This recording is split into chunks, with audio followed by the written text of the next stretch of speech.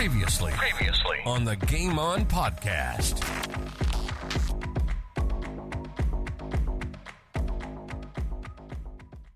Nick Chickwidden's been vital in that way. Keith Coleman's a bloody legend amongst you Glenelg guys. Past players wise and that. Yeah, you do a fantastic job, Glenelg. I've got to be fair. Yeah, no, well, so do North, mate. You know, they're great. They get on the hill there and all the rest of them. We run that bar where the old grandstand was, and you know, any home game you go to, there'll be 15 or 20 of the boys working on the bar or having a drink. Normally more than that, to be honest. And Keith drives all that, and you know, it's amazing. Like, you know, Peter Carey was president and still on the board, and he still does his shifts. Yeah. In the bar. Yep, so I've seen Piggy that. And Bomber Whelan, who's the David Whelan, who's our current president. He does his shift, in the bar nearly every home game in between all this other stuff. And it's sort of a good catch-up time anyway, but it's just incredible the amount of guys who get around it. It's like a day out.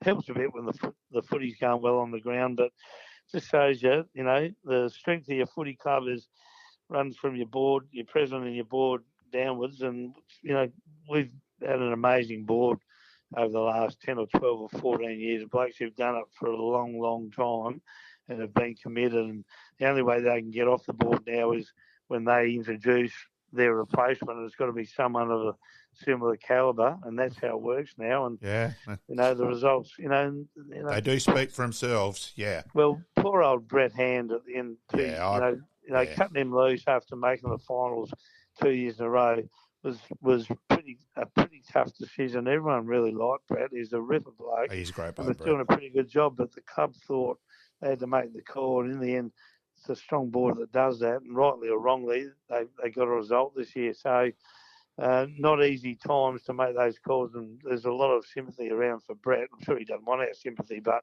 he did a great job and was a very popular bloke around the footy club. He's a great bloke, Brett. The footy club probably got to say they got it right because we won a flag. So, not easy, but obviously he's associated with them still. Yeah, the Nord link with Brett because he played at Nord and that, and some couple other links with Brett with the Robinson family and that. Sportscast SA presents Game On. Game On. South Australians' destination for everything sports. Local, national, and international sports. AFL football, soccer, basketball, golf, baseball, tennis, cricket, and any other sports played in this wide world. And we're going to have a blast doing it.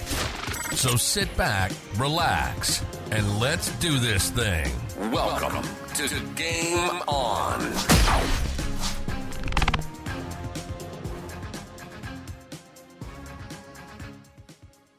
Welcome to Game On. My name's Pete once again, joined with Malcolm and Tony Simons, part two. Really good to see him come back to Glenelg and do a little bit of coaching and still heavily involved with the Glenelg Footy Club and richly deserved to be part of the Premiership in 2023. Still very much bleeds black and gold, Simo. He's a huge person, figurehead in some way, and that down the whole Bay Area. Yep. In the pubs, all that. He's a good man, Simo. A lot of respect. Absolutely. Thank him for his time. Around the grounds.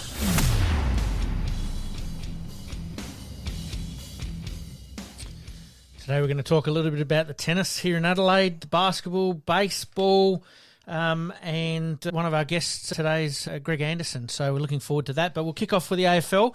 The trade period finished, 34 trades made. Pretty much everybody that requested to be traded got traded in the end. In the end, the cloak and dagger, and then it's completed 5 minutes beforehand. The Mexican standoff between Port and Essendon and Port and Geelong over Ralgalia, and ends up like draft choice 76 gets thrown in, whatever. Grow up. Both clubs, get on with it, get it done. It seemed that the trade period started a little bit earlier this year, but then there was a bit of a lull, and then all of a sudden there was a big flurry. So whereas in previous years, everything got done within the last 2 days, and it was, speculation. And at least this year we sort of knew a little bit more. A couple of surprises that were obviously thrown in there. Do we think Sydney, Essendon and Port are probably the three big winners? I think Sydney especially, personally, Grundy and Adams, the small ground, the SCG, I think that throws a whole new dimension back to Sydney. Yeah, I think Essendon, look, remember too how good Dersma was when he started at Port. If you can recapture that, they've got a bargain basement there. Yep. I do think Port have upgraded their ruck stocks with Soldo and Sweet, just upgraded a bit because Lycett's body was banged up. Yep. Probably the youngster showed a bit, and it's be interesting to see what Port do now. Like at the moment, there's still got to be some delistings because there's no way in the world they're going to go in with 5 ruckmen on their list, which they've got at the moment. So it's a little bit bizarre. I'm surprised that Sam Hayes didn't fit in there somewhere and get traded. I would have him at Adelaide in a second. Yep. So, fair call. Who might be worth having another look? Riley Bonner, Haitley, Teakle, obviously from the local. Oh, look, I hope Riley gets picked up. Look, let's also remember he was Port's best player in that prelim final when they got thumped by Western Bulldogs. Yep. Now, there ain't that many Port guys you can say have added, big tick performed in a big game, and then he's sort of fallen from favour there. Yeah, there's some weakness in his game, and that, but there's a bit of upside as well. I think there is. He's the one there for me. Teakle showed a bit and then got injured. Look, Haitley, I just don't think his disposal is good enough. He gets the footy at SNFL level, but he just burns the ball too much, and I just don't think he's quite quick enough. Fair call. I think he'll be a good player at Central, so. Yep. We'll talk about him a little bit later in our happy days because he's got a birthday coming up this week, or just had one recently. So we'll talk about him a little bit more in depth a little bit later.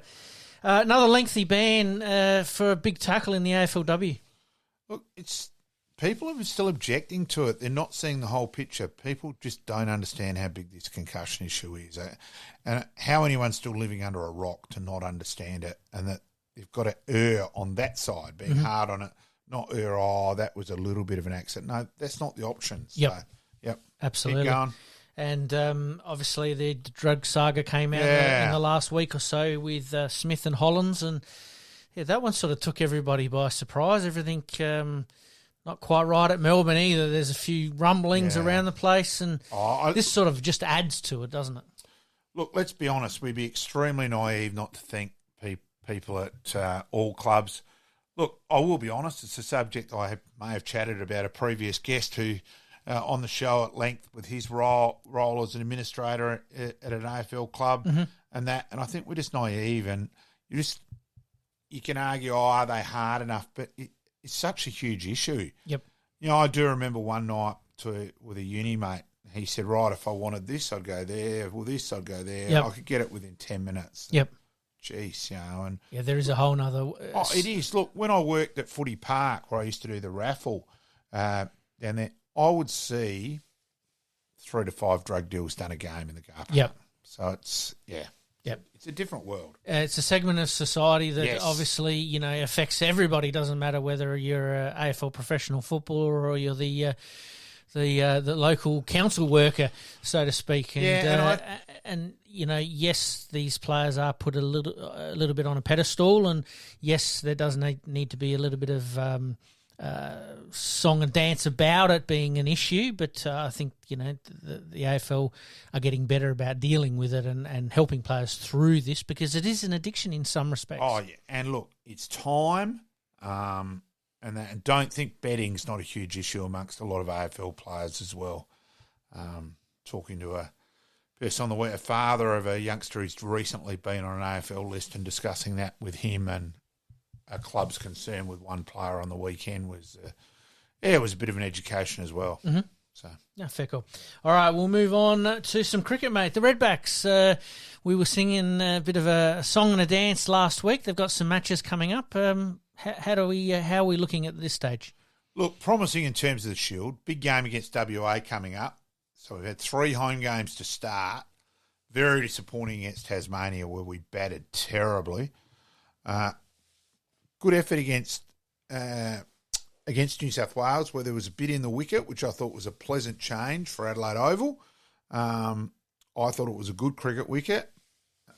Obviously, some of the batsmen didn't think that. Nope. But then, disappointing in the one days again, where again we got in a situation to win the game and didn't finish it, which has been the case in our 3 one days so far. So that's been something we can correct relatively quickly, or is it something that just continues to fester and becomes a problem for the entire season? Well, it's disappointing that 2 years ago we were better, and then last year made the one-day final. Now, I admit I did go to the Kenzie to watch that final, and that was a long few hours watching that, sipping on the cokes of the geese. Where we fielded like we were drunk. Yep. It's been disappointing then to go back there. So realistically, probably making that final was already out of the equation. So disappointing there. But look, Shield big game this week coming up the next week. So against WA here, where Jai Richardson was due to come back for WA, but he hurt his shoulder playing here in a second 11 game. Yep. So he's out again. So that's a bit of a blow cricket. for sure. Yeah. The BBLW started off with a bit of a bang, and the Adelaide Strikers looking to go back to back, and certainly played pretty well at Karen Rolton the other day. It was an incredible to bowl the opposition out for 29. Yep. You're quite ridiculous. And, considering they had 3 internationals, Meg Lamming in the Melbourne Stars, but, then a bit disappointing yesterday. Adelaide only made 87, I think it was, against the Renegades. So, a bit hot and cold, as we know South Australian cricket teams unfortunately can be. So, well, the Scorpions are doing okay at the moment, so hopefully, they're due for another good season as well. So we'll see how we go with that. Afghanistan takes down Pakistan, which sort of helps the Aussies during the World Cup. Yeah, it has, and it's just more probably pleasing for world cricket now that you've had Afghanistan, Netherlands, Bangladesh. Everybody's all had a win. Wins. Yep. And how beautiful it is. We're England on the bottom at the moment. It's a lovely premiership table to look at. Yes. I just think that's good for world cricket, though. So, Australia have been a bit better. I just think it's really more the players. You need your top order to fire. Yep. Now, Warner got dropped on a cat against Pakistan, where Pete, you and I could have caught that you could have caught that opening your bum cheeks. It was probably as easy a catch I've seen dropped in international cricket. Yep. You immediately thought, Jesus, they're betting there. I'm sorry that you immediately think of that in cricket nowadays because it was so easy. And then Warner and Mitch Marsh smashed them. We fell away, but 367 was always going to be a pretty hard total to chase down. And, now Pakistan have gone from there to probably struggling to make the semis from here. So, it was a good result for Australia. So Australia just starting to fire a little bit. A little bit. Is it a bit of a false economy? I'm not convinced. I'm not convinced either. I'm not convinced our bowling hasn't been great. Yep. Nor's our fielding, which has probably been more disappointing. Yep. Yeah, look, hopefully Travis does strengthen our side, but he's been out for a fair while. It's a big environment to suddenly get shoved back in. Mm-hmm. My understanding is he's only 50-50 for tomorrow's games against Netherlands. He's more likely to play on Saturday against New Zealand. Yep. Obviously the Netherlands game would be the ideal game to ease him into, but if he's still only 50-50 and not quite 100%, then don't take the risk, especially if you've brought him back over there to have a bit of an impact at the pointy end of the tournament. Yeah, so we'll see how he goes. All right. Let's move on to the AFLW. Round 8 completed. Some interesting results. I think Adelaide got the reality check that they probably needed a little bit, and Matty Clark came out pretty strongly and said, I don't like losing, and we've all been in team sports where we've all been in that situation where we don't like losing, but maybe Brisbane are that bogey team a little bit for the Crows, and it wasn't such a bad thing after all. I think it's more the bit you do learn more when you lose than when you win. You do go through things, games. Look, I'll be honest, I look forward to catching up with Matty on Sunday because I don't get how Ebony Marinoff got coaches' votes the week before. That's still, I'm shaking my head in disbelief, and I certainly know another Adelaide official thought she shouldn't have either. Yep. So I just think out of that, they were probably a little bit unlucky with a couple of decisions, but they were lucky in terms of Brisbane. The old weird where this Australian's a weird game where you kick more goals than the opposition but lose. Yes. But that probably was an indication a bit of how much Brisbane did have to play. Obviously, 3 points was the end result, but Brisbane got out to a bit of a lead there through the second quarter, and then Adelaide chipped away. A little bit warm up in Brisbane at the moment, so may take a bit of a toll on some players. Maybe. You're pretty good about rehydrating, and they know all that nowadays. Looking, the Adelaide 50 they gave away for the goal to hit Brisbane in the front the last quarter, was pretty dumb footy. She did lurch forward. It was definitely a correct call. So out of that, look, there's been a lot of complaints by the umpiring. I only saw the highlights, and then I've only watched the last 5 minutes. And in that, I've seen 6 free kicks to Brisbane, and they were all there. Yep. I didn't think there was a real blatant error whatsoever in the bit I saw. We've seen some blatant ones in the past where umpiring not in the right positioning or the interpretation may have been slightly off. But I'm going to go with your call on this one. If you thought that 99% of them were where they should be, then fair as call. I said, I've only seen the highlights. I didn't see the whole game. I was obviously just around the corner from here on Saturday watching Payneham in cricket. Yep. But I'll be back to obviously seeing the full game on the scoreboard on Sunday. We move on to Port Adelaide. They actually had a draw against the Gold Coast. It was an entertaining game in the end. It ebbed and flowed a little bit. Fluctuated. Gold Coast looked like they had their chances, and then Port looked like they had their chances as well. And with around about 9 minutes to go, I thought, Port have got this. They've done enough. And Gold Coast just sort of found a way to get there in the end. And then this mad scramble down the southern end at Albert and to try and rush the ball forward just for a point. Interesting game. Very interesting. Yeah, look, probably a fair result in the end. And that way, look, I think Melbourne are the team to beat. I think they may have taken Adelaide a bit lightly. I still think Melbourne and Adelaide, it'll give us a bit more of a gauge about North Melbourne on Sunday. So Absolutely. we'll wait and see on that on Sunday. Thank you for bringing up the Melbourne and North Melbourne game. Obviously, Melbourne winning that game by 23 points. And, we sort of wondered how that might play out with Melbourne playing North Melbourne and Adelaide playing Brisbane, how it all might unfold. I think we got a little bit of a glimpse at some of of what we might see in the next couple of weeks. But we've obviously got to move on to round 9. Yeah, unfortunately, it now looks unlikely that the grand final will be at the home of football, but well. That's the way it goes. Yes. Round 9, Adelaide, interesting that Melbourne are playing the Dockers, and North Melbourne are obviously playing the Crows. So top spot now sort of becomes a little bit more about unlikely. To me, it's more that you've got to win. Maintaining second spot. Yeah, correct. And look, they look to get Sarah Allen back this week. Now, it's going to be her first game of the year, but Sarah Allen, I really respect her footy smarts, gets in the right spot. She has worked under me at a coaching clinic. I've got a lot of time for Sarah. Yep. And that, I think she's a big in. Yep. Necessary in defence. Maybe a bit rusty, but she'll go to the right spots. So, welcome Sarah back on Sunday. Absolutely. Adelaide, warm favourites, obviously, being at Norwood Oval. How do we see North attacking this game, considering, they're looking for that double chance too? I'll probably take the game on a bit more. I think they'd be disappointed. They only kicked 2 goals against Melbourne last week. Yep. I think they'd probably look at that and go, hey, hang on, we've probably got to just crack and be a bit more aggressive. So we'll see what transpires on Sunday at the parade. Cool. And then Port Adelaide playing the Hawks. Port are trying to blood some of these young players, still trying to learn some positioning. They were impressive at times against Gold Coast last week, so things are just starting to turn over. But like we've mentioned before, the teams that have come later to the competition starting from a long way just back. Starting to find their feet a little bit, and it's going to take a little bit more time. But I think this might be an entertaining clash as well.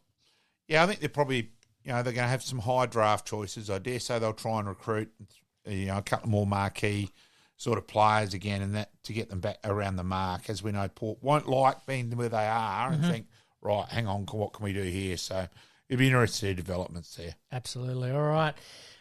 So at this stage, we still keep Brisbane as part of that four that I probably think so. could take it out. I think so. Melbourne, obviously, for you, look like the team at the moment. Yep. Adelaide are around the mark, and North Melbourne as well. So we'll see how that one plays out. And like we said, we've had some interesting results. Yep. We'll see how we go from there. All right, let's take a very, very quick break. When we come back, we've got the tennis, some of the basketball, and a little bit of baseball news. You're listening to the Game On Podcast. We'll be right back after this short break.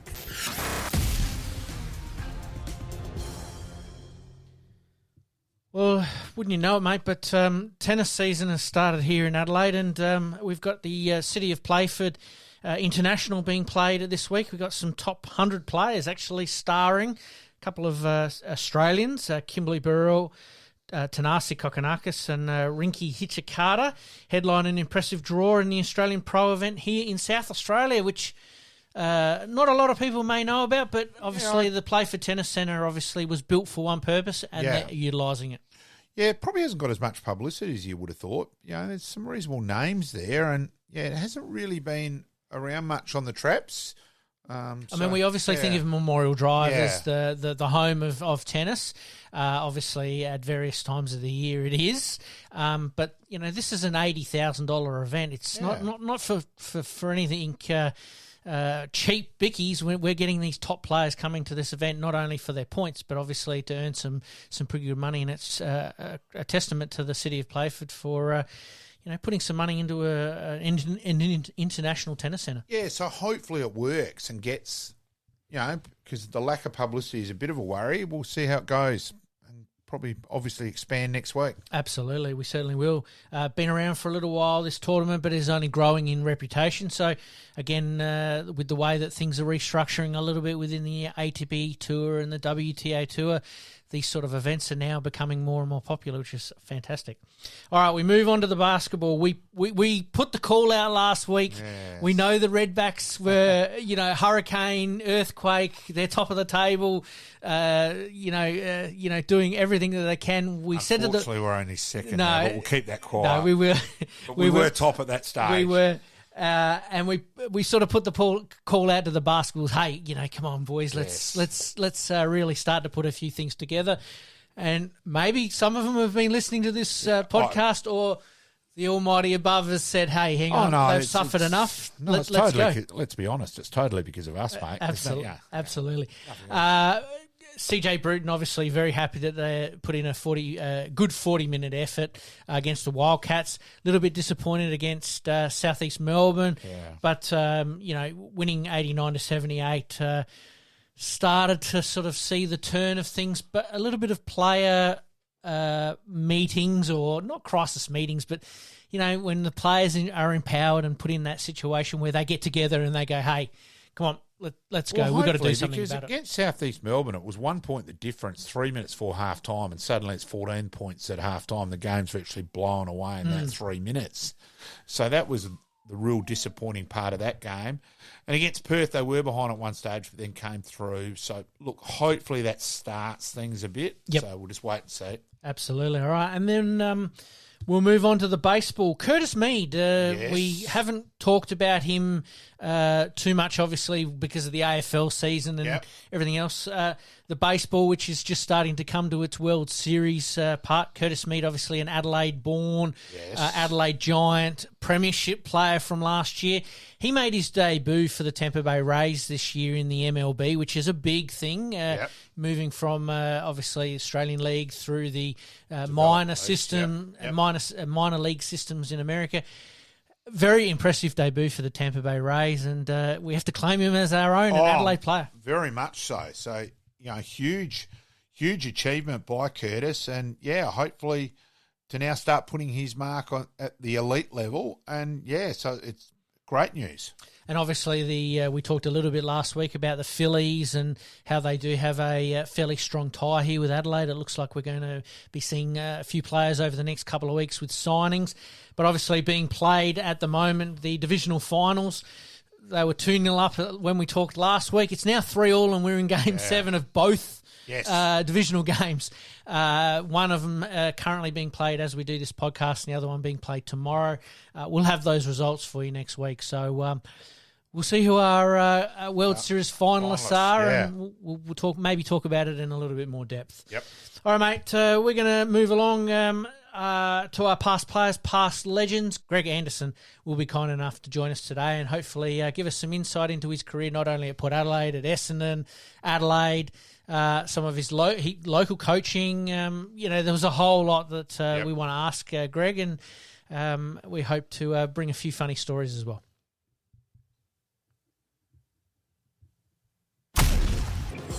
Past players, past legends, past legends.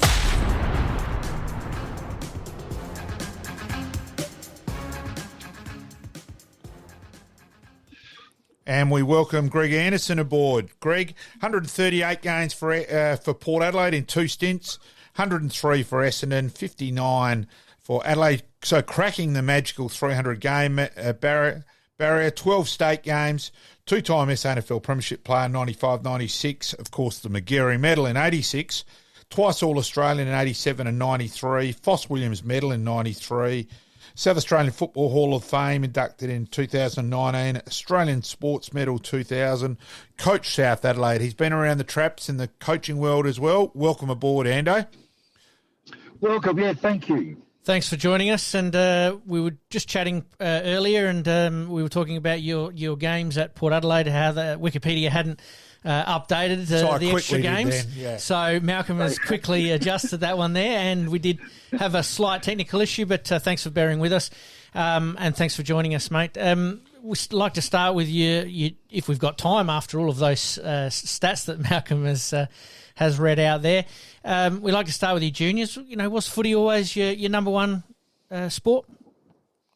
Yeah, most definitely. I had 2 older brothers that were just really passionate about footy, and my dad, we played a couple of games for Rosewater in the Div 1, and he was part of the 1957 Premiership A1 Premiership team with them. So I think footy was a big part of our family, and we were, growing up at Cheltenham, we were really full-on Port Adelaide supporters, like probably on the crazy side of it. Now, Ando, though, you did play in a Woodville Mini League Premiership side with Timmy G. And you did mention that, I think. Yeah, so should you have been a Woodville player, though, technically? No, we got selected in Mini League through your school. So at that stage, I was at St Michael's Beverley, which was in the Woodville area. So, we got to play Mini League for Woodville, which was great. But I also played when I was at Mount Carmel at Rosewater. I was in grade 3, and just to fill the numbers, they needed a couple of the young ones, and I got asked to play in a mini league game against Central Districts at Alberton Oval, which was absolutely fantastic. And I still remember, lining up with the players running out after half time and seeing Russ Leavitt and Greg Phillips and Peter Woyd and Carl Fragamini and Kimmy Kinnear. It was just a huge thrill for me. Geez, playing mini league in grade 3, you've almost qualified as a life member of bloody mini league by the end of grade 7, Ando. Oh no, I thought Mr. King his name was. I didn't even know why I thought of his name then, but he came up and said, "Look, we just need some more numbers." And I asked my mum and dad, and they said, "Yep, you can play." And out I go, and I kicked a couple of goals too. So that was something pretty special. So your junior career, so primary school, and then of course St Michael's, leading to the bit of your league debut for Port Adelaide when you were still at school. Then, Ando, go through that experience, mate. And I admit I have got a bit of information from your brother-in-law, from Danny, on that one. So go for it, mate. Well, it was just interesting. I mean, I got invited to do a pre-season and at the end of '82 for the '83 season, and it was a really tough pre-season. I always remember that, and I played a practice match, and lucky enough, I got a few kicks and I kicked a few goals, and they thought, so I played another practice match, and I came on after half time and played okay again, which was great. And then the following week I played the next 2 weeks of the start of the season in the reserves, and round 3 I got my first league game against Sturt at Footy Park, and it's quite interesting crowds back in those days because there's about 21,000 people there. So yeah, it was a big game and a big win. We were down by 3 or 4 at half time, and we ended up winning by 3 or 4. So now go through the experience of going back to Alberton and what happened back at Alberton, and your thoughts after that, Ando. That at 16 you thought, bloody hell, this could be a good fun each good week. Gig, yep. Go through that experience, mate. It was obviously absolutely fantastic to win the game and to sing the club song and have all these kids running at the Oval and asking for your autograph, and it was a really big thrill. And then I remember my dad dropped me off at the Alberton Oval, and the president of the club at the time was going to drive me home because I don't think I had my licence. So first of all, I couldn't get in. The bounce, because I didn't have a badge or anything to say I was a member. I wasn't expecting to play sort of league footy at the start of the year. And so actually Brian Cunningham, he actually sort of helped me convince the bouncer that this young kid actually played league football. Yep. So in I go, and the place was packed. Because I'd never really been before, because I played juniors at Port, but I never went back to after a league game. And either the 2 reserve games, I didn't go back to the club because I had homework. I was still in my year 12. So I remember sort of going back. I just couldn't believe the people. And I'll never forget sitting next to Craig Bradley, and he goes, "Oh, we have donations here." I said, "No, what do you mean?" He goes, as people come up the top of the stairs, there's that sort of guy over there at the desk, and he's taking little donations from people saying, a couple of bucks here and a couple of bucks there, and then they are doing awards after the winning game. I said, "That's good." He goes, "Mate, you might be all right tonight. You're probably going to get $40 or $50. And I thought, "You're kidding me, $40 or $50? Yeah, this is huge, And so they started calling up players in 3. So I was sort of hadn't been called at that stage, and Craig said, "Look, it's good that you're not called up yet. You want to be the last couple, because that's sort of where the big bucks are, And so right at the last, so basically I knew obviously I'm in the last 3, and they said third best player Craig Bradley, and second best player myself, and best player was Bomber Clifford. So up the 3 of us go. And so I think Craig ended up with $40 or something, which was big money. So anyway, they started calling mine out, and they had calling out the families, the surnames of the families, and they donated this and they donated that. The boys at the bar donated that. The boys on the hill donated that, and all that sort of stuff. And they sort of said second best player goes to myself, and it was about $1,100. Yeah. So I was pretty popular at school the next day. When I got to school, I took a couple of Redbacks with me and shared a few Kitchener buns and honey sticks and salad sandwiches, and it was quite amazing how you get up in the morning, all of a sudden you're on the front page of the paper, kicking the footy, and Port beating Sturt, big crowd, and they used my photo of me kicking the ball, and I'm on the front page of the Advertiser. It was I had to pinch myself, so, and to play for my dream, Port Adelaide, and play, alongside of Russell Ebert, Timmy Clear and Timmy Evans, and, Craig Bradley, Tony Giles, Andy Portleisha, Brian Cunningham, I was in heaven. Yeah. Now, mate, we do a little bit of research, and we came up with the athletics. Was there a little bit of athletics through your schooling there that might have piqued your interest? I was really big into athletics. I absolutely loved it. It was probably one of those decisions that I sort of had to make. Really, I mean, I was very passionate with the hurdles and really enjoyed playing football. And it was interesting because I had a national carnival in Melbourne, and I was running under 18s. I was only 16, but I sort of done all my events, which is the Thursday and the Friday. So I was going to stay over, and that's when Port actually rang me and said, "Look, we'd like you to come back and play in a practice match." And so it was a big difference, being on the starting line by yourself and, running your race and all that, to all of a sudden, the siren going, after playing a half a footy in the league side, and all these kids are wanting your autograph. I'm going, "Oh, this is unreal," So, it was I think my first love was always football, and but I certainly really enjoyed doing athletics, and it was good fun, big part of my life. I think you were always considered though to be a bit of a chance. I know that Phil Carmen's the one which athletics consider sort of got away. That there's always been the opinion around the traps that he wouldn't have only been an Olympian, that he would have medalled as a decathlon event. So wow. yeah. He held school records at Pembroke for over 30 years. Wow, he was incredible.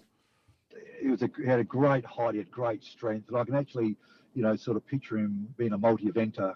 I can see that, and he had plenty of aggression, and you need that over 2 really tough days of competition. So, I sort of probably would agree with that. Yeah. So then go through, Ando, with the controversy, and it's a big call that because back then college football was sort of the mecca, and that you had to play college footy, so you left St Michael's and went to Woodville High to continue playing league footy. So go through that as a decision in year 12. So it's a big call as well, Ando. Yeah, I mean it was a big call. I mean, I've been at St Michael's since grade 4. That was when the school had actually started in those days, and got through my year 12, and then I'd already played first 18 and third year and fourth year. And we had a tremendous year in fourth year. I think we only lost 1 game, and that was the last game of the year to PAC by a couple of points. And so the following year, I'm doing that pre-season with Port, and I thought, geez, I'm a chance to play some league footy. All of a sudden, I'm playing league footy, and the headmaster called me in and said, look, if you don't play school football, you're going to have to make a choice, which I found was really bizarre. Really difficult, because I certainly wanted to graduate at St Michael's College. I had all my, most 80% of my class I'd been at school with since grade 4, and so it was a really big call. But I just felt that I don't think I could have played another year of first 18. That would have been my 3rd year, and everything's about development, and that's why I always felt the school got that wrong. I really believe that, because of the fact that you get promoted as your classes as the years go on. And I can't stay at the same level for 3 years when, I was playing well enough to certainly think, well, I've pretty much ready to step out of first 18, and play at the next level. And certainly when I was playing reserve football, I thought, well, that's okay, I'll play first 18. But once I started being a regular player with the A grade side, I thought, no, this is the level I've dreamt of. This is my dream of.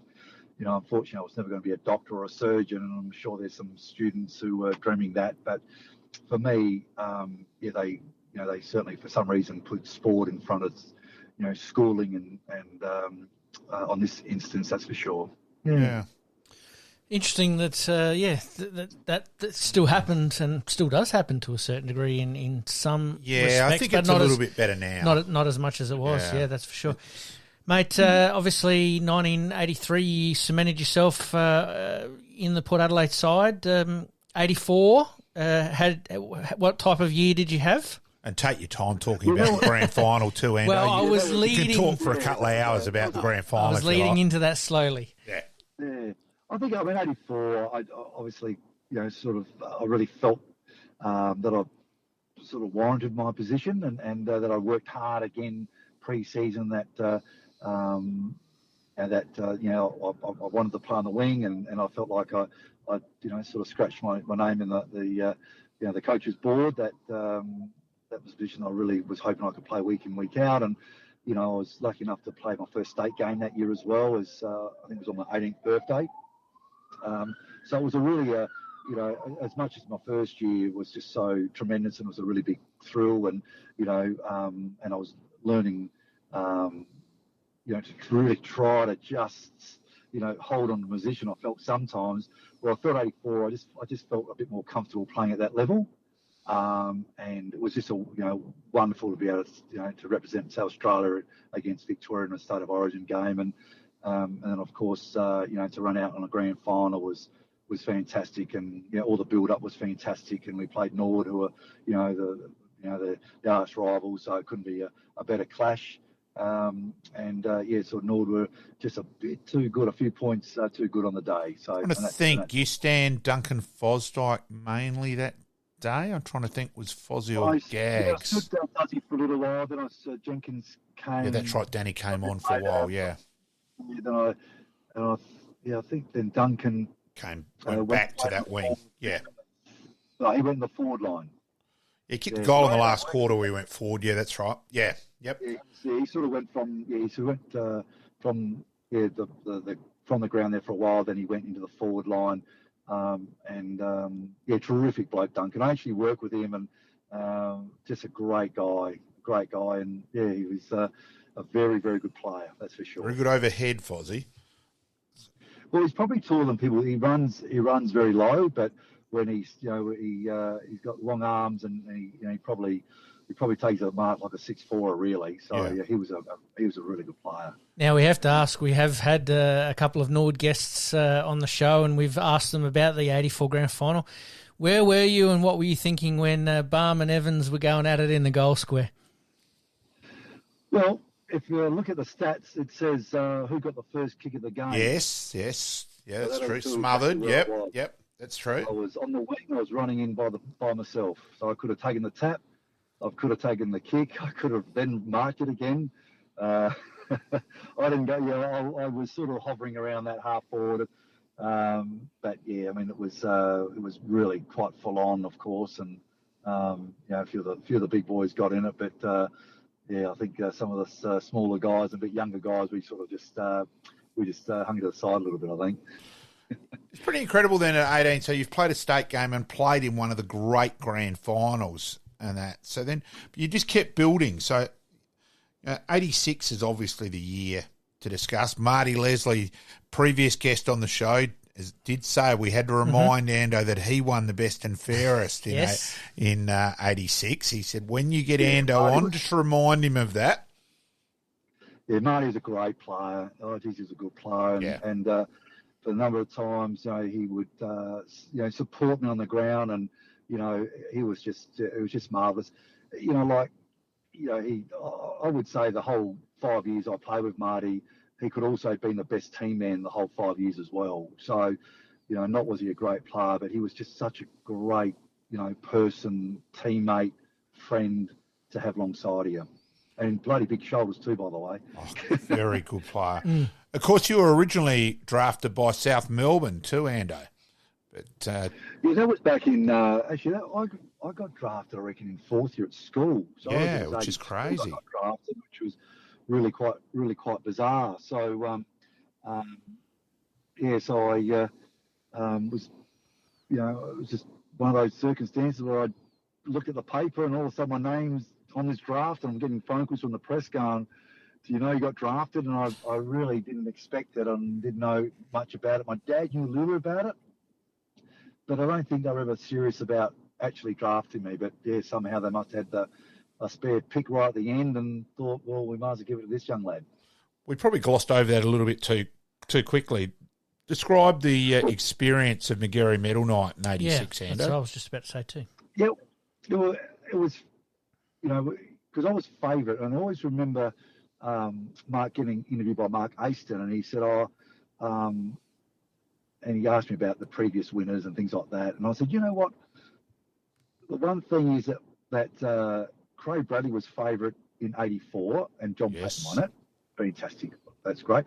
Peter Motley was favourite in 85, and Brantley Filkey won it, and I thought maybe third time lucky for the favourite. That's fair. So anyway, that was anyway. It's one of those things you just never know. I mean, it's a team sport. You're not running down a track jumping hurdles, and you got full control. And you're one of 40 players in the way of from the time you do pre-season together to play to get out in the field. But I always remember they said they got 20 or 30 more votes to go, and anyway, I was trying to count them, and I think Darren Smith said something to me, and someone else said something to me, and I think, I reckon I've only counted 10. And then Big Bob McLean put his hand over and said, "Congratulations, you're a Magarey medal winner." And I was going to say to Bob, "No, they've still got 10 to go." But then Max Bashir said congratulations to myself. I thought, oh wow, no, I've got it wrong, not Bob. Yeah. Wow. So it was really, a great honour, and it was, I suppose you feel like you're really representing your club, like really you're wearing that blazer, and going up there to get the medal, and it's for you're a Port Adelaide Magarey medalist, and that was something that I just thought was just absolutely wonderful. And also just probably there, with Wally Miller, the two doyen administrators of South Australian football too, and to have the great late Bob McLean tell you that straight first up, it's probably something you think of probably more as you've gotten older, that almost a privilege to have had those words uttered to you by Big Bob. Yeah, look, you get in when you're young, you're in your own little fast lane, and when I actually first told that story, and there was a couple of early statesmen, and I said, well, Bob McLean, reached over from the table and stood up and shook my hand and said, and it was their reaction that really got to me. And then I realised that was Bob McLean. That is the Bob McLean that congratulated me. So you do, I suppose, as you get out of that fast lane and you think some of the great moments in my sports, that was one of them. Yeah, to be thanked by him, who was Mr. Port Adelaide. Yes. And then obviously Essendon came into the picture. How did that all eventuate? Yeah, I got a call from Kevin Egan, his name was, and he was a recruiting manager. And at that stage, I'd played a couple of state games, and I'd met Kevin Sheedy, and they just sort of said, look, we'd love to talk to you about coming to Essendon. And I thought, that was great. And I always remember Russell Ebert saying, if you're going to go to interstate, Greg, I reckon Essendon's the team, because it's very similar to Port Adelaide in the culture. That's interesting. And so his great words, from another unbelievable Port Adelaide icon, probably number 2 or number 1, and Bob's number 2, whatever the case may be. Sort of steered me towards Essendon. So, just loved it there, and real family, and he was so right. It's the cultures are very, very similar. Of course, playing under Kevin Sheedy, we'll get to the coach. Kevin Sheedy, John Carr. You've played under some absolute footy legends in that regard as well. Russell to start with. In that way. But Sheedy, sort of like Mr. Footy over there, Mr. Headline almost. That experience. Well, he is. It's his period at the helm, which was 20-something years, but. There were periods there that he was Mr. Football. I mean, I know Ted Whitten was around, and you got Barassi, and these other massive names. But when Kevin Sheedy talked, you listened. And that was a football world. So you couldn't be any more prouder, representing Essendon Footy Club, but also Kevin Sheedy, and he was wonderful, and he was tough. He was a very tough coach, mentally and physically, and you had to have 110% commitment for that Guernsey, and that's how you played. And if you didn't, he would show you on Monday night in front of everyone, this is what you're not going to do, not at our club. So pretty ruthless. He sorted me out a couple of times, and we thought I could have probably gone a bit harder or chased a bit harder. And certainly highlighted that that's just not what we do at this club. So, so he was, and I really think he got no question. I think I've become a tougher, harder player at Essendon than I thought I would have been. And you don't know until you don't know what level you're at. You think everything's pretty good, but I thought, geez, there was a couple of times I knew that he's watching me, and I've got to go extra hard on this one. And so he was fantastic. Amazing that Sheedy almost in the Kale mould of sort of making his players play above themselves and really instill that confidence in them. And if they needed to be told, they were told, and there was never an issue afterwards. Very true. I mean, John Carr his words are just, it's like a song. He just gives you so much confidence, and Kevin Sheedy he is there for you. You just have this. He has this presence that, he's going to back you 110%. So yeah, and you can see why both of those are just so incredibly successful at, not just playing sport but also guiding young men to get the best out of their ability. And then, of course, you playing in the 1990 AFL Grand Final, where that brawl at quarter time made the Tim Evans Craig Barn bit look like a Christmas picnic. That was full on. There were some decent punches thrown in that one, Endo. Yeah, that was a different legal level as well. That one, that was nasty. That went on way too long than it should have, and spread out to all different parts of trainers, to coaches, to players on the bench, to officials. It was a really, and it wasn't great for football, I don't think. And it was quite bizarre because Essendon effectively lost the plot. There was no doubt whatsoever that Lee Matthews got Collingwood to settle and get on with the game more than what Essendon. Yeah. It was quite crazy, really. Yeah, I think we got 2 50-metre penalties within the next 5 minutes of play after quarter time. So, they obviously settled, and we hadn't. And before we knew it, they just kicked 2 goals, and we're really up against it. And it was just one of those games. Yeah, and quite often Essendon say it was very similar to '85, where Hawthorn probably, with the another, which all in brawl, in '85, they didn't settle, and Essendon did, and they kicked away. So it was. It's pretty unsettling, It wasn't a melee, that was a really I was at that grand final. That was full on. Yeah. So that was so it wasn't something that you sort of just push the player off and say, let's just we just throw them back to positions. It just kept going and kept going and kept going, and it's something that I've never been sort of, and I hope it's great that it's never going to be part of our game again. But it was a pretty nasty incident. Yeah. Now we'll just go back a step a little bit. You made your VFL debut against North Melbourne at Windy Hill, and we have had quite a few of our guests who have come from the SNFL to the VFL. Still playing at some of the suburban grounds. Were there any grounds that you liked being at, and conversely not liked being at? I really enjoyed playing Princess Park. And I think in those days it was Carlton and Hawthorn had that particular game. Should I say? I used to really like Whitten Oval. I think they actually made it for a wingman, because maybe Doug Hawkins perhaps might have got the shape of the oval to suit a wingman.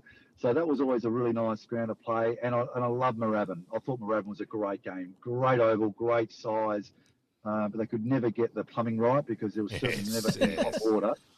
That was coming through those shower heads. They always worked on a Friday night, though.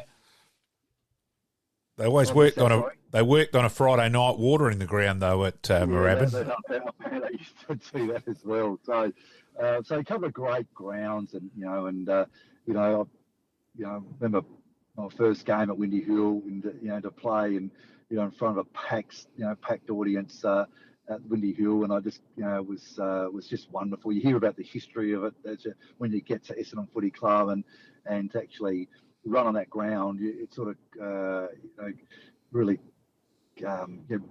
brings it all together, brings the story together, and I think players miss that nowadays. No question. I mean, you've got all these ex-players, champions, of the club that have they've made their statement on that oval. And I agree with you there. Now, of course, they go to MCG, or they might they go to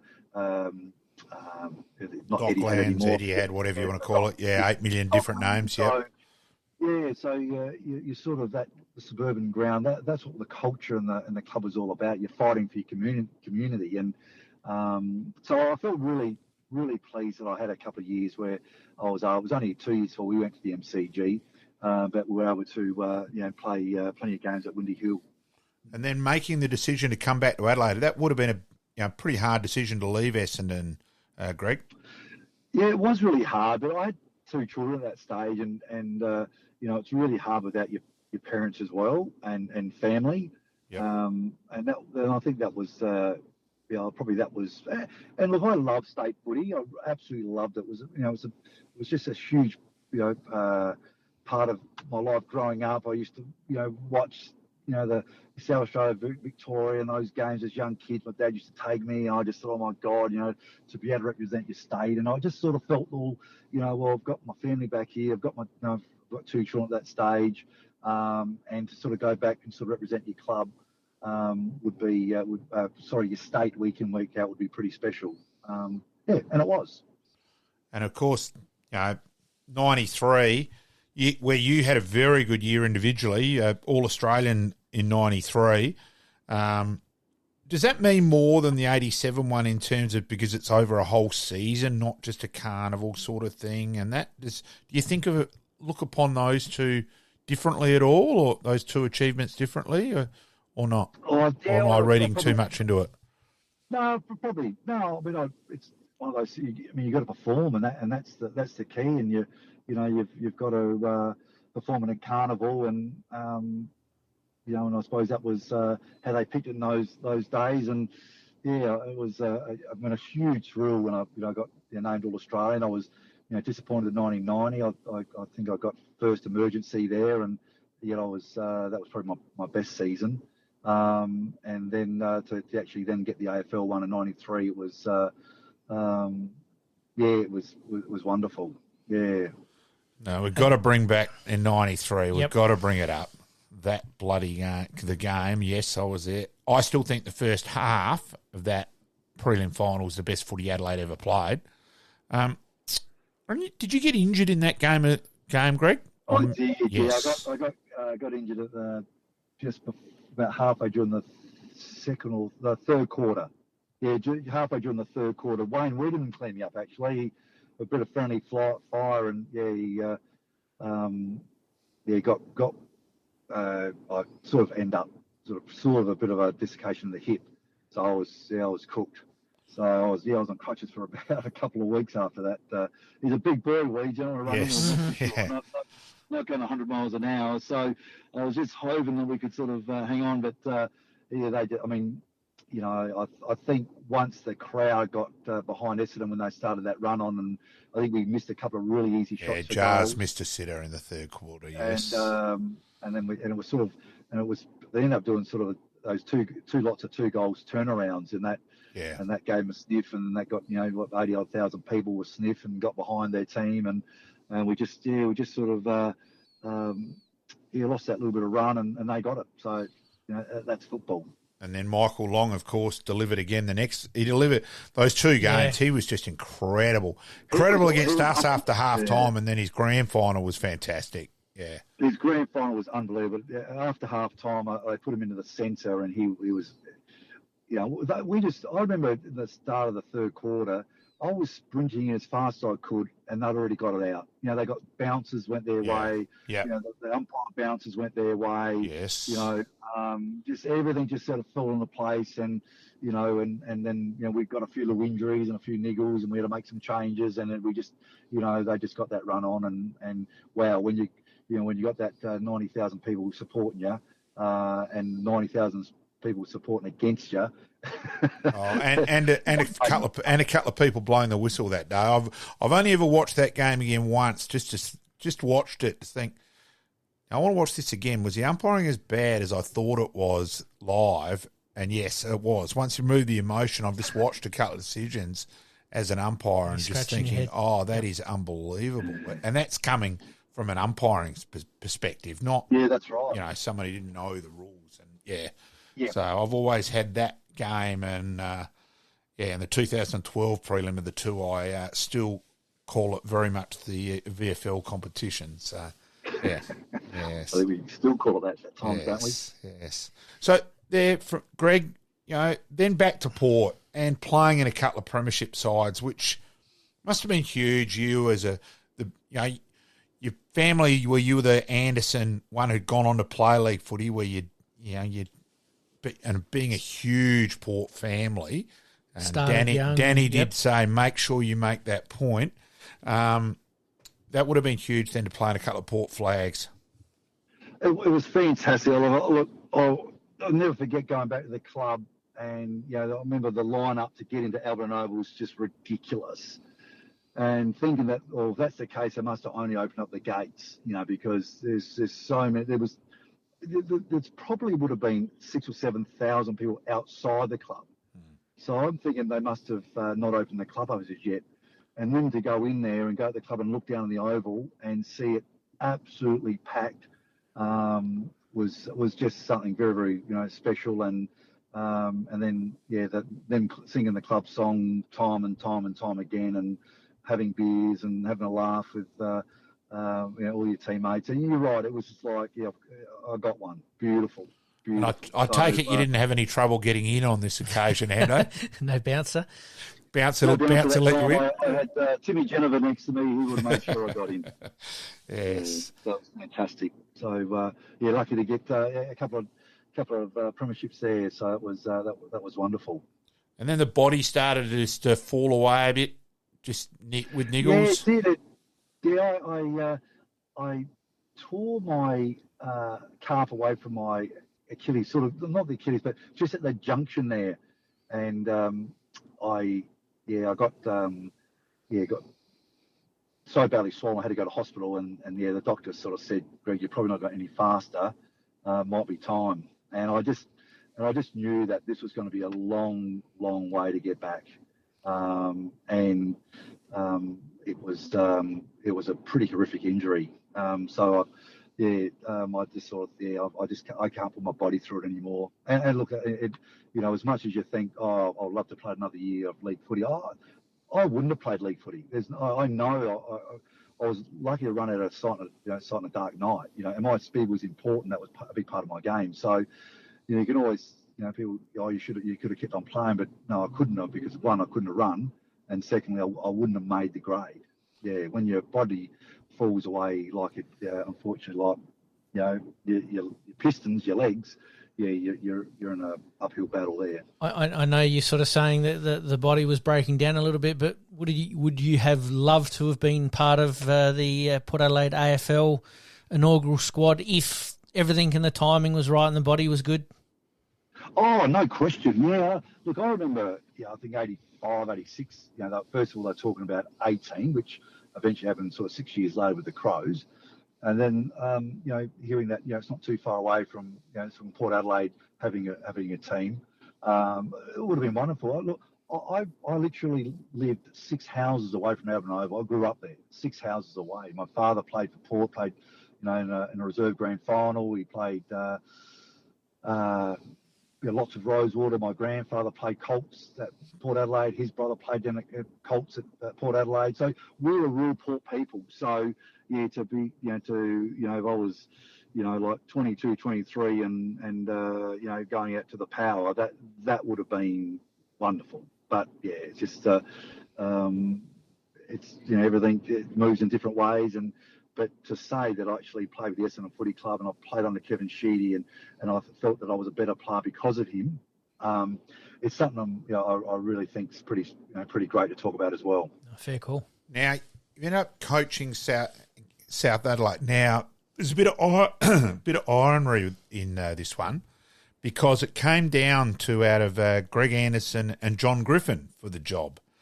And ironically, Griff had coached at Adelaide Uni and that. And that's right. And Griff had said, right, if I get the job, and he actually in his PowerPoint, he's a school teacher, had used me in his presentation, I was actually going to have to go to work for South Adelaide if he got the job. So there's a bit of irony in that, Ando. Yeah, well, we worked very, very closely together. The one great thing about John Griffin and obviously great football brain, number one, but his foresight, his ability then to organise training groups down at Mount Compass, down at Encounter Bay, to really work the New South Zone, because obviously it was new when they went down to Noarlunga, they got different zones and lost some to Westies, etc., etc. So, yes, he was, great as assistant coach, but he was doing so much work for junior development. He was absolutely brilliant and a great friend, and we had a great time together. Probably would have loved a few more wins, but we it was hard going because we only just moved to Noarlunga and everything was sort of new, and we lost some areas and some zones, and we probably would like to have a bit better win-loss ratio. I've always said that Griff's the best coach that I've been closely involved with, so. Yeah, and then Ando, you've been around the traps and the coaching. Like if we interviewed you on your coaching career in general, we'll be going for another couple of hours. It'll be part three, part 4, part 5. Go through all of that. You've been Gazer, Cove. That's a couple off the top of the head. Go through all of that and favourite experiences. Just on a community level. We'll probably go that angle, Ando. Well, I mean, like everything's relevant. My time when I went to Gazer, I loved it. We were very tough and strong club, and I certainly enjoyed that. I really enjoyed the Cove. I just had some great friends there that I sort of knew through South Adelaide. Great support. Incredible competition. I still think the year we won the flag, we probably would have had 13 or 14 players that have played league footy before, and I think Morphevale did as well. I think Brighton did as well. I think Ranella did. So the strength of the those probably the top 8 sides were, it was outstanding football, and that was a really great period of coaching for myself, and then I went to Jeps Cross, which it was a tough club. We really, I think they'd won one game the year before, and we ended up making finals my first year there. It was sort of hard work, but I think I really enjoyed my time at Sunny Nations. I thought it was fantastic, and I was sort of it's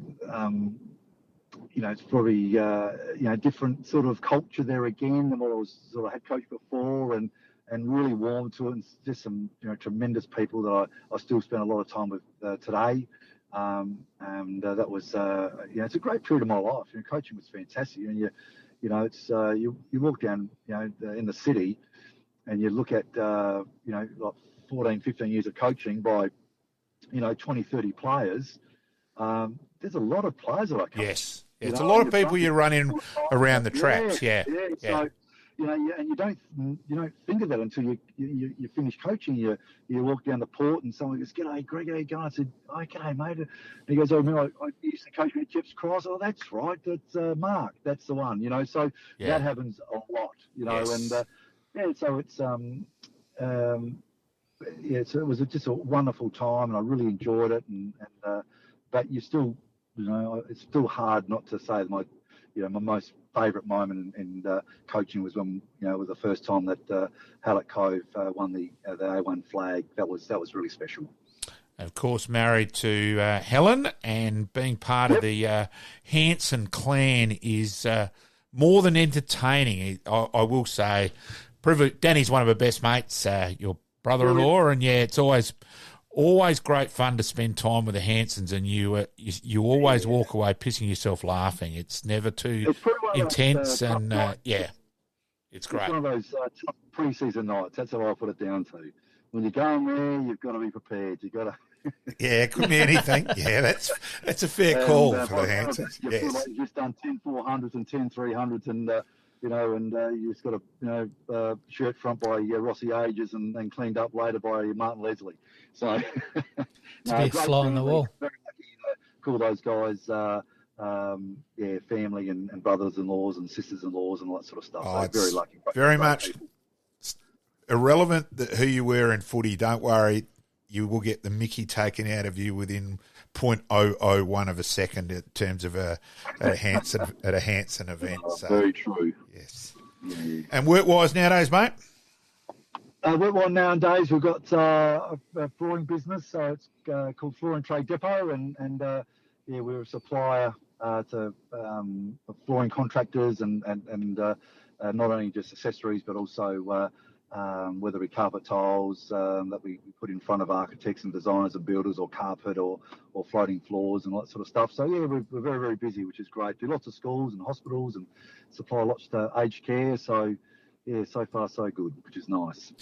And we always like to ask our guests about some of their obviously favourite experiences, but maybe 3 or 4 of the toughest players or best players you played against that you just loved playing against them, but hated them for obviously playing so well and played with?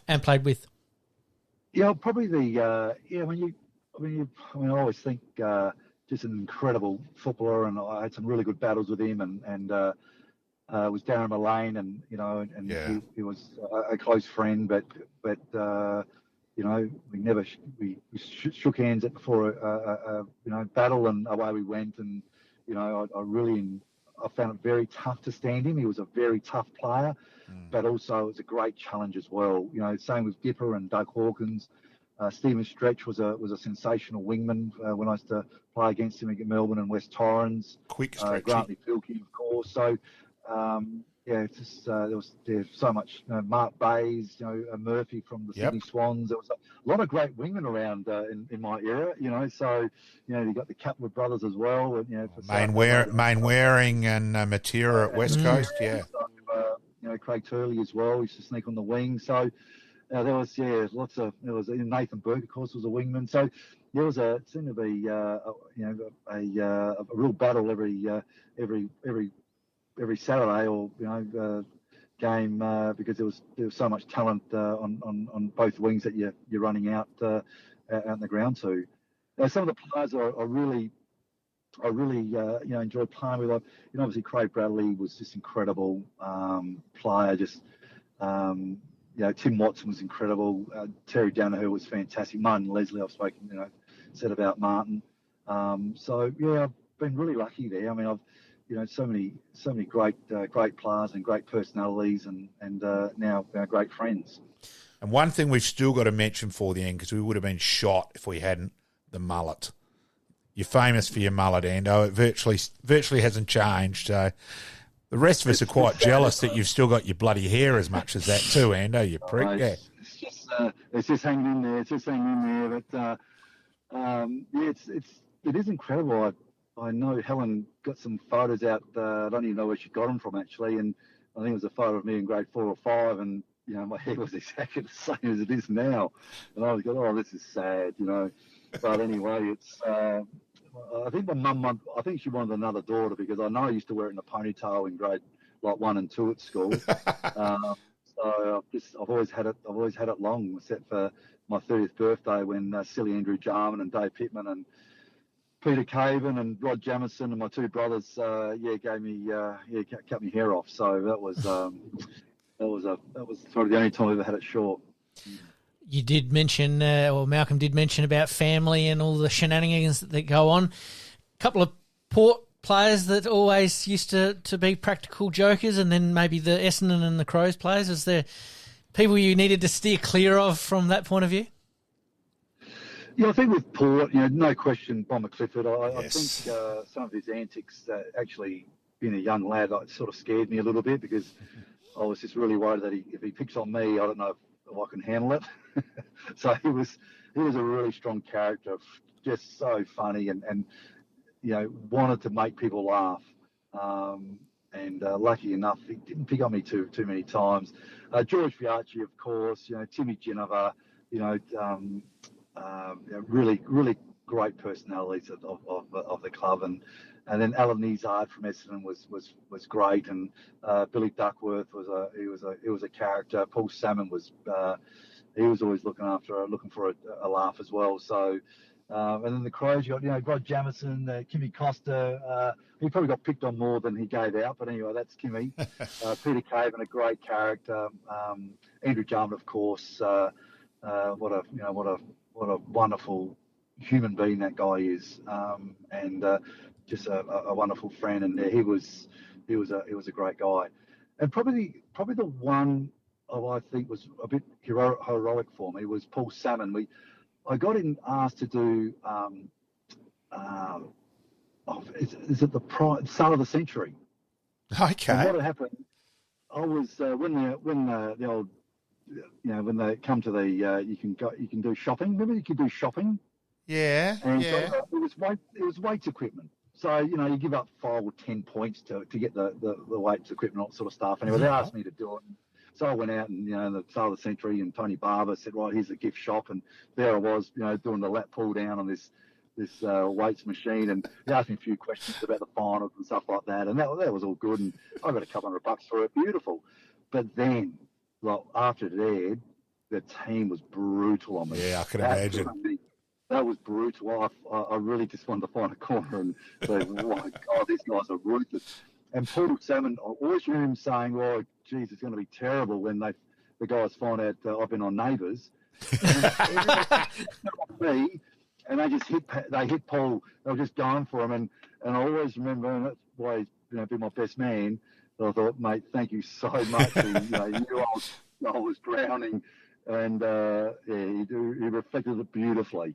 And but he never did go on Neighbours. He just threw that out just to take the pressure off me. So that's gold. Yeah, footy clubs,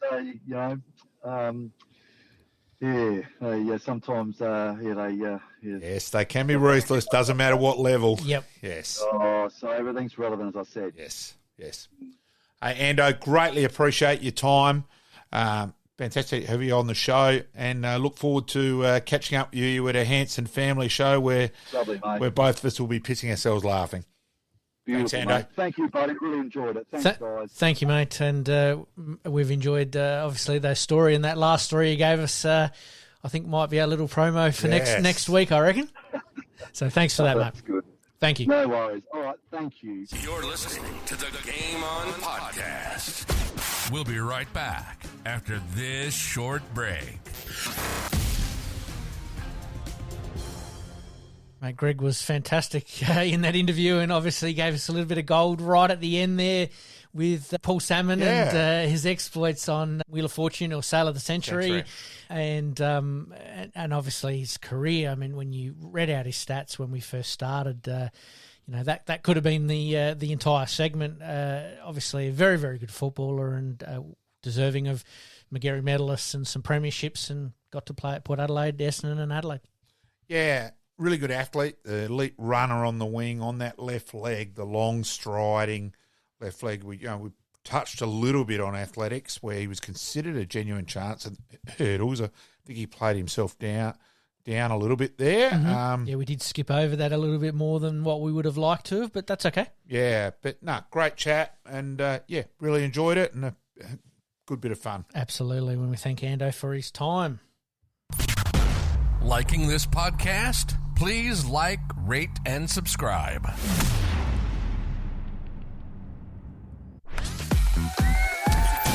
Happy days.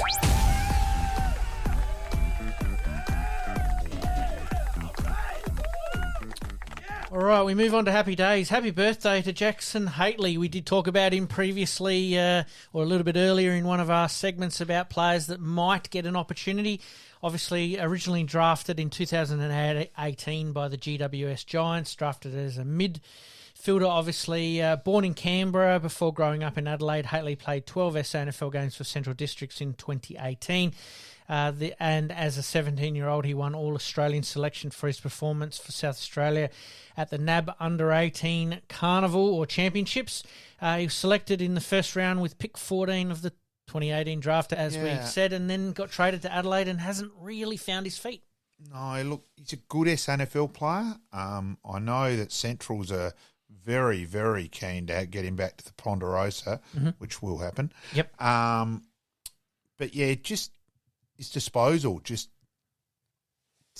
didn't hurt teams, wasted the ball or just a bit too much. Got it okay, but I never think he worked out with it inside or outside and what he was meant to do. I reckon he's just one of those guys, very unlucky. Yep. That little bit above the SANFL, but below the AFL. Is it a case of being in the wrong place at the wrong time? I mean, obviously at GWS, that they're still in their development stages. They've obviously had a lot of high-end draft picks trying to find your feet a little bit. Maybe, but he's been in the system for a fair while now. I just don't think he took the chances. You can argue he didn't get enough chances at the top level, but, I think I saw him play live 5 times this year, and I was always the bit, just not quite. Yep, no, fair call. That's all right. No, fair call. We wish Jackson happy birthday. Definitely. If he does end up back at the Ponderosa, like you said, breaking news maybe, or not so much breaking news, but we'll see how he goes at the Dogs next year. All right, we move on. This week in 1986, F1, French McLaren driver Alain Prost retains his Formula One Drivers' Championship with a victory in the season-ending Australian Grand Prix. Guess where? In Adelaide. Wins the title by 2 points from Nigel Mansell. They were the glory days, wasn't it? It was awesome when it was here. Adelaide really did come alive. Yep. It is the perfect location. Bang, you walk out and you're in town.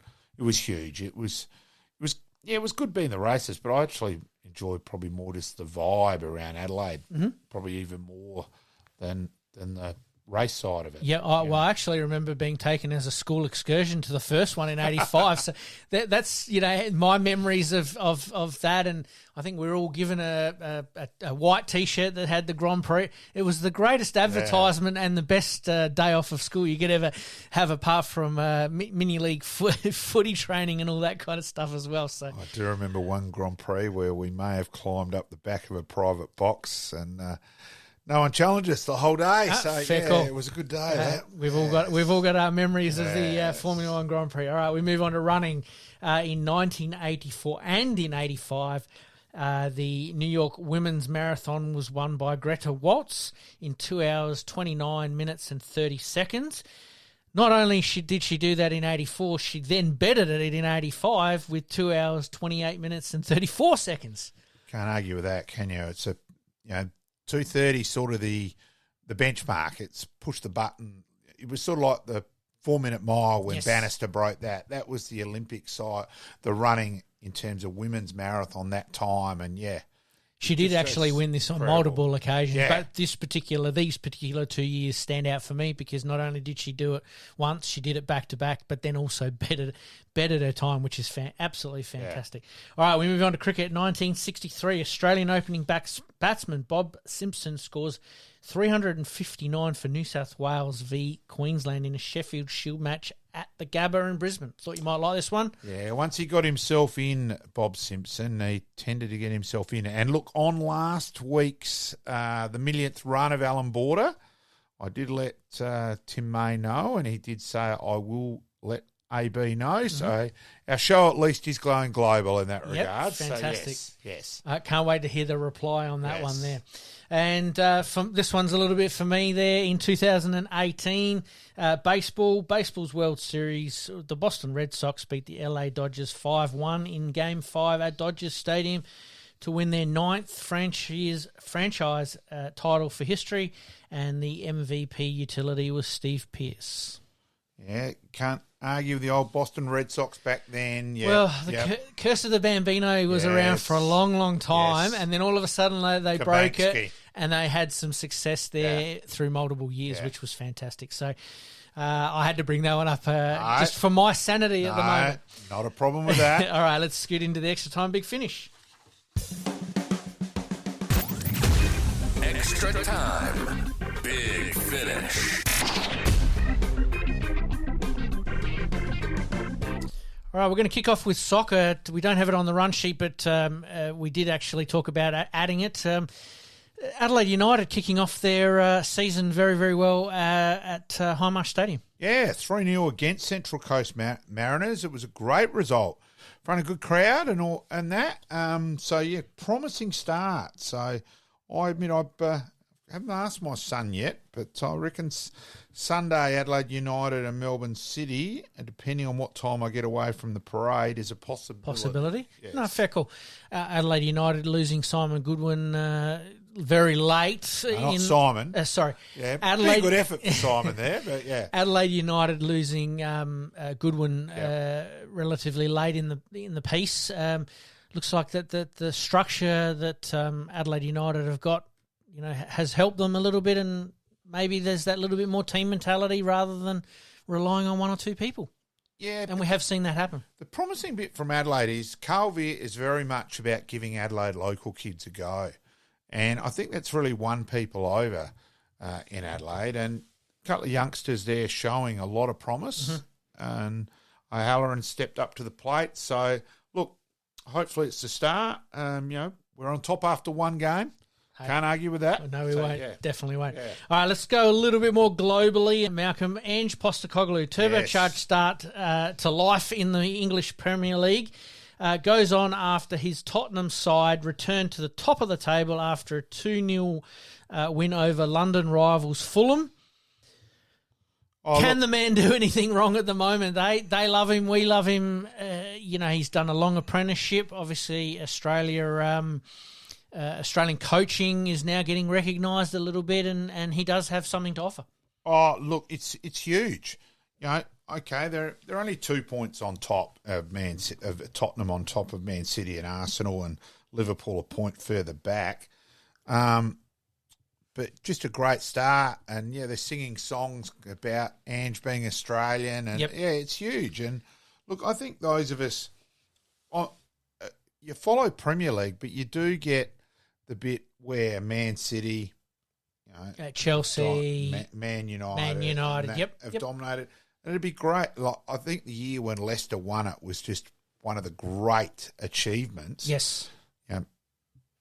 Up there with any sporting achievement. And look, Tottenham at the moment, keep going. It'd be huge. A little bit like Adelaide United, not flashy with massive stars. Well, they lost Kane at the start, and a bit of an all-round effort, and Ange is empowering them to play aggressive, entertaining football, and it's reaping absolutely rewards at the moment. So congratulations to Ange Postecoglou.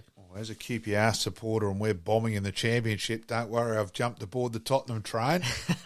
I'm not going to bring up QPR, mate. I'll leave that one for you to dwell on, just like I had to for the MLB season this year with the Red Sox. So we'll put some of those demons to bed for now anyway. The Matildas back on Australian soil for a couple of qualifying matches over the next couple of weeks. And they should progress there comfortably. And but great to have them back on the Australian soil.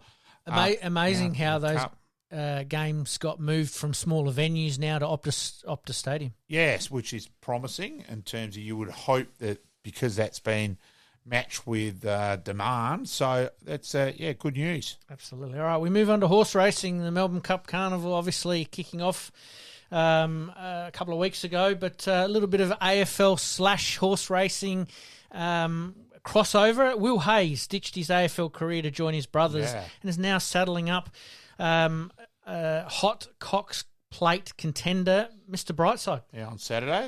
It'd be huge. So, it's a big call, and, all the best. Great to see an AFL player, turn, obviously, in this case, horse trainer, but life after football, and he's obviously on a good one, that's for sure. Yeah. If they can go well in the Cox Plate this weekend, well, you never know. And horse racing can be quite a lucrative sport in some spaces. If he gets up in the Cox Plate on the weekend, don't worry, he could afford to buy you and me a drink, mate. Absolutely. I can't wait for that to happen. If it happens, shout out to Will Hayes.